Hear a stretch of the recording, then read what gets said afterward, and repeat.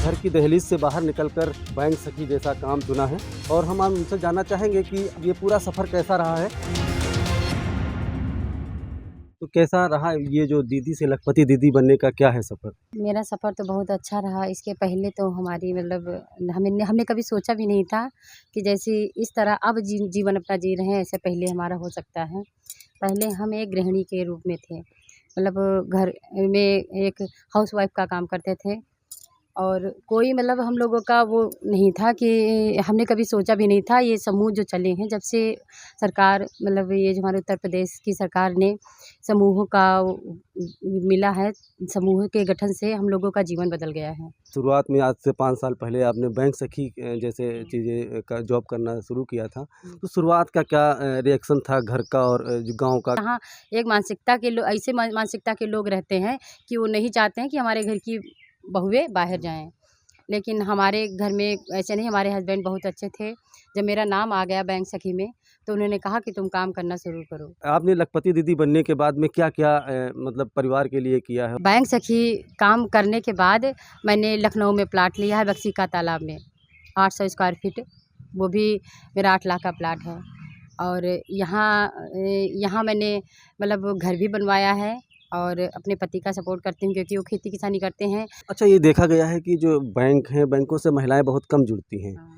अब चूँकि आप बैंक सखी का काम कर रही हैं और ऐसे क्षेत्र से, ऐसे रूरल क्षेत्र से हैं जहाँ पर महिलाएँ घर से बाहर नहीं निकलती हैं, तो बैंक तक आप जब वहाँ होती हैं तो महिलाओं को क्या हेल्प मिलती है? महिलाएँ कैसे आपसे कनेक्ट होती हैं? अरे वही तो सबसे बड़ी वो महिलाएं जब से मुझे देख चुकी हैं, मतलब कि मैं बैंक सखी का काम करती हूँ, वो भी निकल के आ रही हैं, बढ़िया आ रही हैं। पहले ऐसा होता था कि हम नहीं थे जब बैंक में, तो महिलाएं आती थी, बेचारी चली जाती थी क्योंकि उनका कोई सपोर्टर नहीं था। मतलब सब काम करते थे लेकिन इतना कोई फोकस नहीं रहता था महिलाओं पर। अब वो महिलाएं समझ के वो ये समझती हैं कि मैं नालम से जुड़ी तो ज़रूर हूँ, बैंक सखी का काम करती हूँ, लेकिन मैं अन्य मतलब सामाजिक कार्य करती हूँ।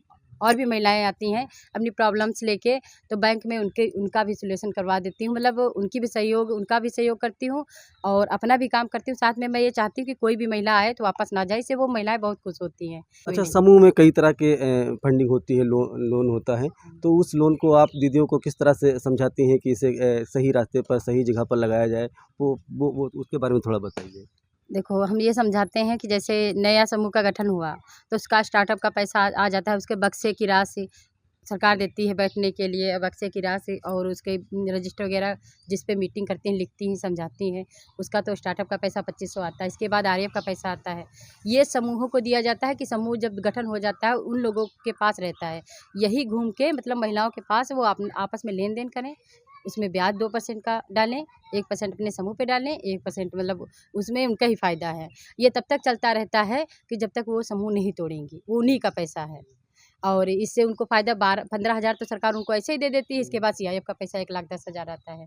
उससे वो जो भी धंधा करना चाहती हैं, अब जैसे किसी महिला को ज़रूरत है, कोई काम कर रहा है तो उसको मिल रहा है। जहाँ तक महिलाएँ ऐसी उनको हम दिलाते हैं पैसा जो कार्य कर रही हैं। दुकान कोई कुछ करना चाहेंगे उनको दिलाएँगे, खेती में लगाना चाहती हैं, फसल बोना चाहती हैं या कोई कॉस्मेटिक दुकान कर रही है, ब्यूटी पार्लर, ब्यूटीशियन मतलब कोर्स करके रखी हैं, उसका सामान खरीदना है, उन लोगों को देते हैं जो रिपेमेंट मतलब करती रहें।